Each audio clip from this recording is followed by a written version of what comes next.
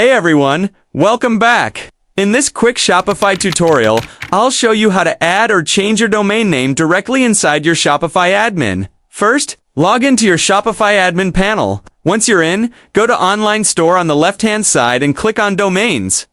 This is where you can manage all the domains connected to your store. Next, click on Buy New Domain. Shopify will open a search box where you can type in the domain name you'd like to purchase. Enter your desired domain name, for example, your .com, and wait for Shopify to show you the available options.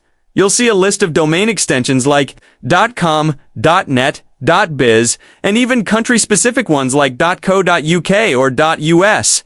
Each one will have its own price next to it. So choose the one that best fits your brand and budget. When you find the perfect one, click the Buy button next to it. Before completing your purchase, Shopify will ask you to review your payment details. Make sure all your personal information is correct. This information will be used for domain registration and renewal. You'll also see an option to enable auto-renew. If you want Shopify to automatically renew your domain every year, go ahead and check that box. That way you don't have to worry about your website going offline if you forget to renew it manually.